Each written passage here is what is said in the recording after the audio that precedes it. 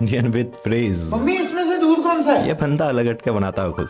ये लोटे में ये दही है। लाइफ ये भी दही रिलेटेड है। पॉइंट रहते हैं जो ये ले हमारे आओ साथ मम्मी। आजकल चलते हैं ना।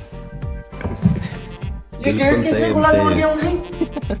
ऐसी तो खराब होती है फ्रिज यार, सारी अरे गैस यार, निकल जाती है। लो कर लो साफ। मम्मी स्मेल सी आ रही है यार फ्रिज में बहुत। मम्मी कौन सी वाली नेल पॉलिश लानी है? इस पॉइंट में बंद होगी देखिए। बिल्कुल भाई, लाइव एग्जांपल पे चलता है। ये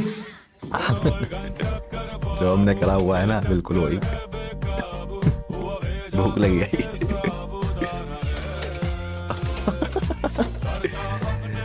बिल्कुल यार, याद दिला देता है उसी।